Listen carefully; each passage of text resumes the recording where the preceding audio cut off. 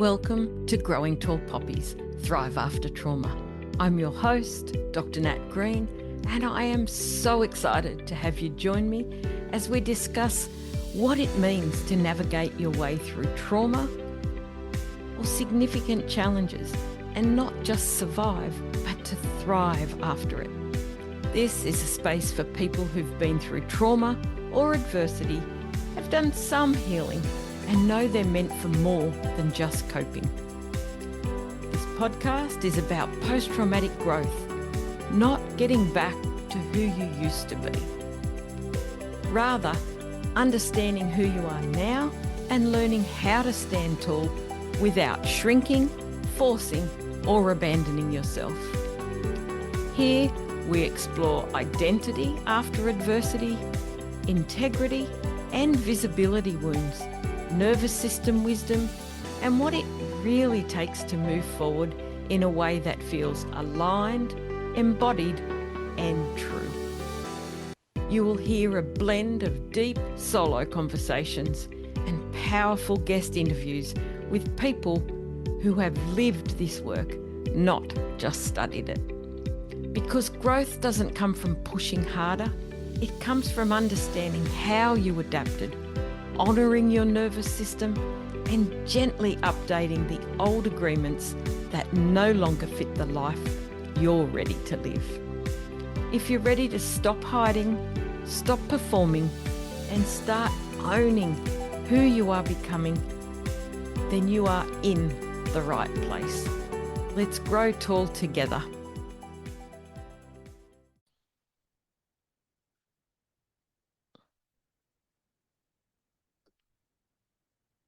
Hello, and welcome back to Growing Tall Poppies. I'm Dr. Nat Green, and today I wanted to talk to you about something that has become the centerpiece of my work. I'm going to take you through some concepts and give you an overview of where things are heading for me and the work that I do. It's a concept I've spent years observing, if I'm honest, not only in the thousands of people that I've worked with, but also in my own life journey and in the lives of so many high-performing, high-functioning, deeply self-aware people just like you. I've seen it in trauma survivors. I've seen it in business owners. I've seen it in leaders, therapists, coaches, healers, incredibly capable people who have done a tremendous amount of work in personal development, trying to be the best version of themselves that they can absolutely be. And yet, despite everything they've learned, despite all their insight, despite all that self-awareness, they still find themselves bumping up against those same invisible limits. The same fears, the same self-doubts, the hesitation, the same patterns, that same ceiling. And over time, I began to realise something, that the issue wasn't a lack of healing. It wasn't a lack of knowledge. Definitely wasn't a lack of capability. It was something deeper, something that I now call an identity fracture. And today, I want to introduce that concept to you because I believe it may explain why so many intelligent, self-aware people still feel stuck, even after they've done so much work on themselves. And I believe it may be the real reason that so many of us feel stuck despite doing all the right things. So perhaps you've done the therapy, read the books, you've attended the retreats, listened to the podcasts, completed the courses. You get the gist. You've done the work. You've never been afraid to do the work. And yet, you still hit the same invisible ceiling. You still second guess yourself. You still overthink over and over and over and over things get replayed. You still play small. You still struggle to fully trust yourself. I know you know exactly what I'm talking about. And you still find yourself wondering, why am I not further along by now? If that's you, then this episode is especially for you. Because what if the problem isn't that you need more healing? What if the problem is that somewhere along the way, you became disconnected from who you really are? So, what is an identity fracture, I hear you ask? Let's start with a definition. At its simplest, an identity fracture occurs when some sort of experience in life teaches us that being fully ourselves isn't safe. Maybe we learned it through criticism, maybe through rejection, through loss, through trauma, maybe through smaller, more subtle messages repeated over and over and over again throughout our childhood, our relationships, our workplaces, or society in general. At some point, we receive a message that says, who I naturally am is not okay. So rather than continuing to express who we truly are, we adapt. We become who we feel we need to belong, to survive, to avoid rejection and criticism. Ultimately, to stay safe, because that is what it is all about. We become quieter, smaller, stronger, more agreeable, more successful, more independent, more capable, more perfect, more helpful, more invisible. Whatever adaptation helps us to survive the situation that we're in. And initially, that adaptation works. It works wonders. It helps us to belong, to navigate difficult situations. It helps us to avoid pain, at least initially. But over time, as we grow older, something happens. And that adaptation becomes our identity. And the authentic self, you've probably heard people talk about that.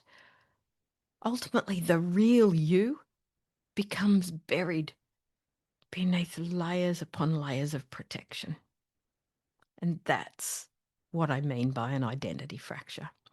It's the separation between who you truly are and who you learned you needed to become. Let me give you an example. So imagine a young girl who's naturally expressive, creative, curious, sensitive. She asks questions. She shares ideas. She speaks openly. But every time she expresses herself, she's told she's too much, too emotional, too dramatic, too loud, too sensitive. And eventually she learns a lesson. Not consciously, but deeply, deep within herself. If I want to be accepted, I need to tone myself down. So she does. She learns to filter herself. She learns to be more careful. She learns to hold back. And years later, She's a successful adult. She may even be highly accomplished. But underneath that, she constantly second guesses herself, struggles to speak up. She hesitates before sharing her ideas because she fears judgment. She fears criticism and she fears visibility. Not because she's incapable, but because that old adaptation, that old identity, it's still running the show for her. The little girl learned that visibility was not safe.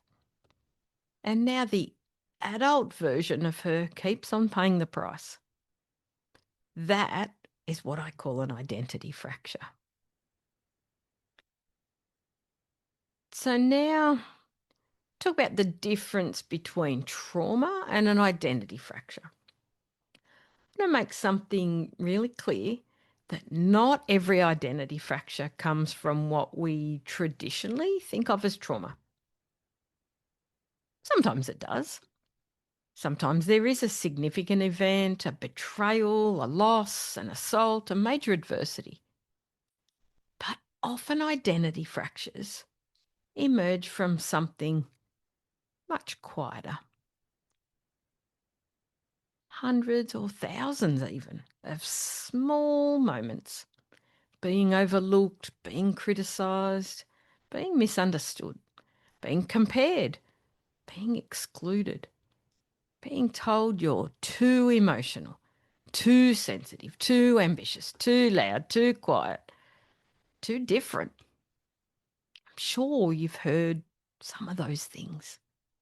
The fracture isn't created by what happened. It's created by the meaning that we make up about ourselves because of what happened. And that meaning becomes our identity until we challenge it. Now, one of the reasons I became fascinated by this concept is because it explains something that I kept seeing. People would come to me wanting to grow, wanting to expand, whether that be personally or with their business, wanting more fulfillment, more success, more impact, more freedom. But every time that they move toward that next level, something seemed to stop them, almost like this invisible handbrake. They knew what to do, yet they couldn't consistently do it.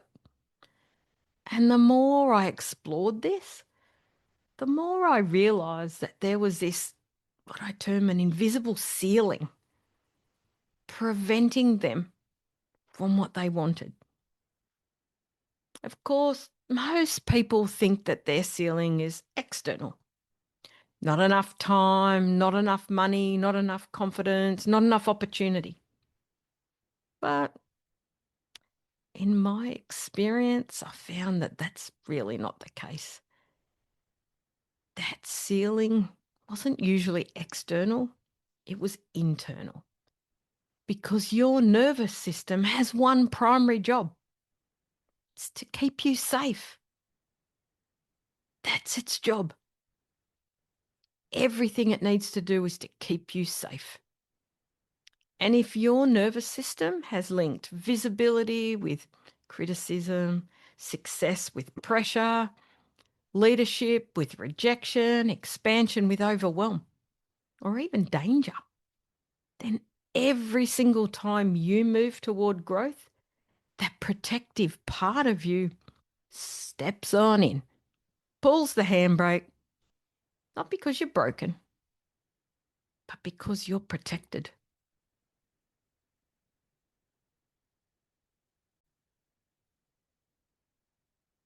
Let me give you an example. I worked with a woman who was extraordinary at what she did, highly qualified, many degrees, decades of experience, getting incredible results. And yet she consistently undercharged. Every time she thought about increasing her fees, She felt physically uncomfortable, like sick. Her mind would immediately produce reasons not to do it. Oh, people can't afford it. There's a cost of living crisis. Nobody will book in if I do. I'm not worth that. Others are better at it than me. You get the gist. On the surface, it looked like a money problem, but it wasn't. As we explored her history, we discovered that she had learned very, very early on that standing out attracted criticism. Success made people uncomfortable. Achievement got her cut down. Yes, the tall poppy syndrome was well and truly alive for her. And so every time her business started expanding, an unconscious part of her would pull her back. Not because she didn't want success, but because success had become associated with danger and that cost just felt too great to her. That was her invisible ceiling. Now, moving on to the next component, I want to talk to you about the three brains and identity fractures. And I know some of you have already heard me talking about the three brains, but I want to put it in some context here. One of the ways I explain this work is through what I call the three brains: the head brain, the heart brain, and the gut brain. All three areas have neurons, and each one has a very clear role to play. When all three brains are online and working together, we experience clarity, connection, and self-trust. We think clearly and we feel deeply, and we connect with others. And most importantly, we trust ourselves. But adversity or challenging life experiences often disrupt the relationship between those three brains. And when it does, one brain tends to overfunction while another, or two of them, go offline. So if we have an overfunctioning head brain, like many high achievers that I see and that I work with, you likely become trapped in the head brain. You analyse everything, research everything to the nth degree, learn everything, study everything, research, plan everything. These people consume information endlessly. They know exactly what they should do, yet they rarely take action. Not because they're lazy, far from it. Not because they're incapable, but because thinking has become their protection strategy. Think of it like their armour. If I think long enough, maybe I can avoid failure. Maybe I can avoid criticism. Maybe I can avoid getting hurt. Does that resonate?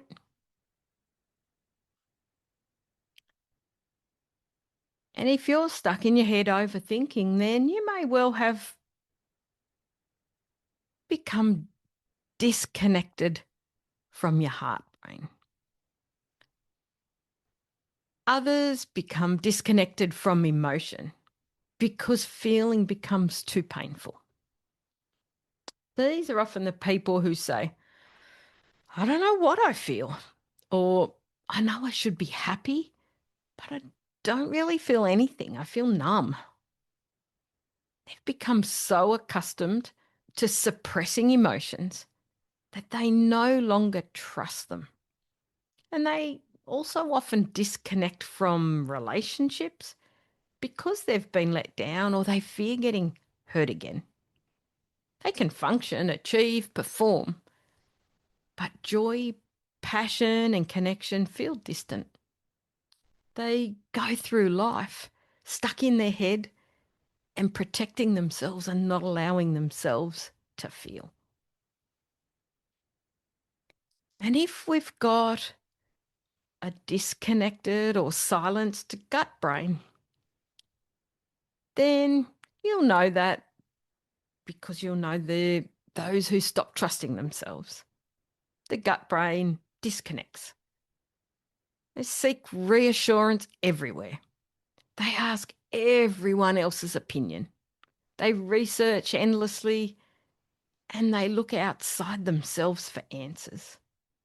Struggle to make decisions, not because they lack wisdom, but because somewhere along the way they learned not to trust their inner knowing. But the good thing is the intuition is still there. It's simply buried between these layers of self-doubt. And suddenly we begin to understand that this isn't a mindset issue, it's an identity issue. And one of the key components to understanding this is looking at our head, our heart, and our gut brains and learning how we can reconnect them. Now, how do these identity fractures show up in everyday life? The fascinating thing to me is that identity fractures don't always look dramatic. Often they look socially acceptable, even admirable. Over the years, I've noticed certain patterns show up repeatedly. And these are some of the keys that I look for to see whether you might have an identity fracture and how that pattern might be showing up for you. So let's look at a few examples, and you might recognize some of these in yourself or in others that you know. Let's start with the old people pleasing. A woman who says yes to everything, supports everyone, carries everyone else's emotional load. Yet secretly, she's exhausted, resentful, overwhelmed. And when we explore that pattern, we often discover someone who learned, if everyone is happy with me, then I'm safe. So I will do everything I can to keep everyone happy.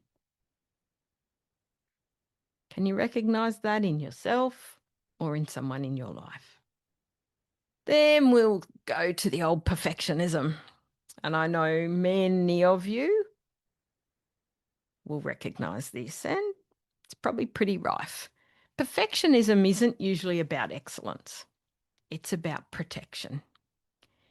If I can get everything right, maybe no one can criticize me, maybe no one can reject me, and maybe no one will see my flaws. But the problem is perfection often creates paralysis. So you end up doing nothing and getting nowhere fast. And that becomes your repeated identity pattern that creates your invisible ceiling. Then we have the old busyness one. And this one is huge, particularly among high functioning women. And many, from what I see, and I'm a recovering busy perfectionist, so I know this one well. Many of us don't know how to stop. The moment life becomes quiet, we become uncomfortable, really uncomfortable. So you create another task, another responsibility, another project, because stillness creates space. And space allows us to hear the parts of ourselves that we've been avoiding. If I keep moving, I don't have to listen. You feel that one, don't you? And there are more. There's the overthinking.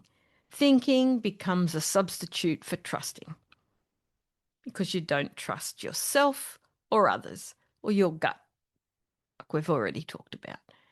Then we have the hyper independence. Complete self-reliance, don't let anyone in, do everything yourself. If I don't need anyone, I can't be hurt. Or there's the proving pattern. If I achieve enough, I'll finally feel worthy. Now let's be clear, these behaviours, these patterns, they're not flaws. They are protection strategies. And they all point back to an identity fracture.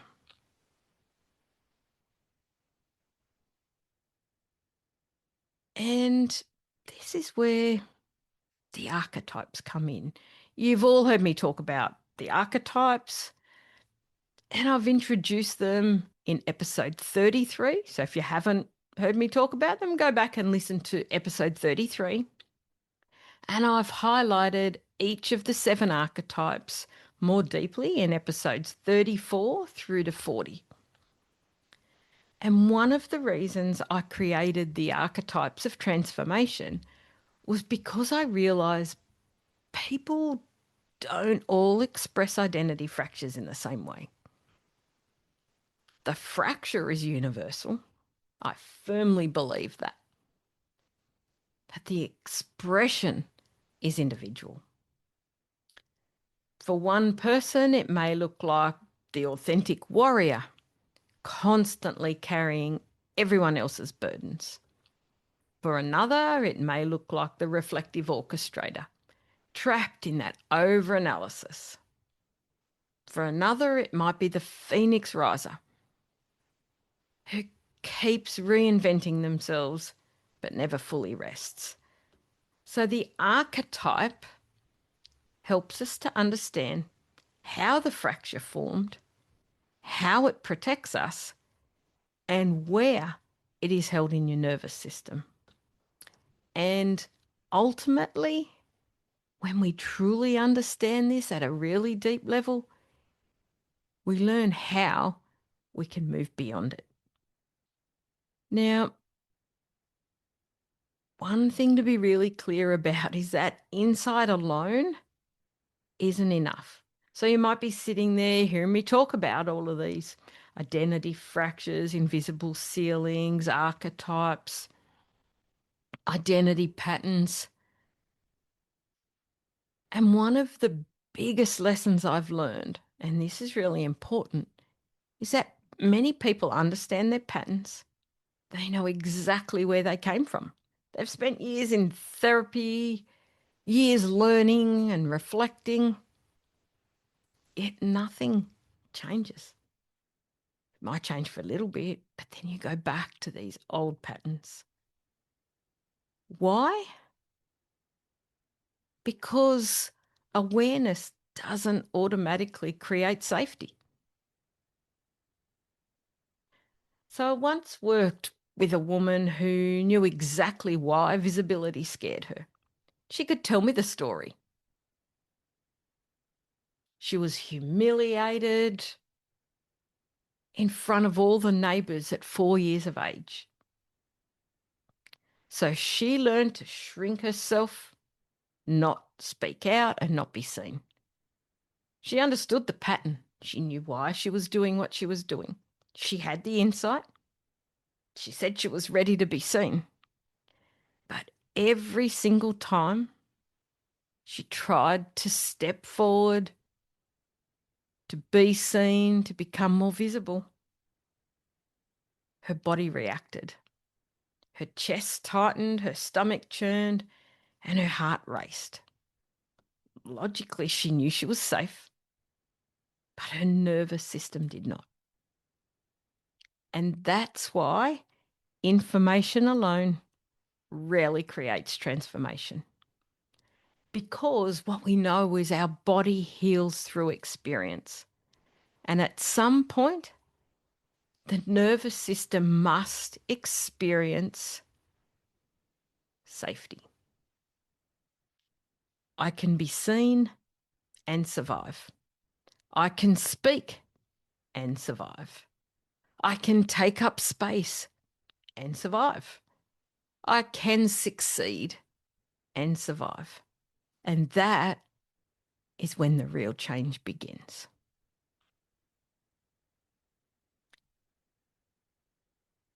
So I've taken you around a few different concepts, and I'm going to come back to my ABS method. It's the accelerated breakthrough strategies.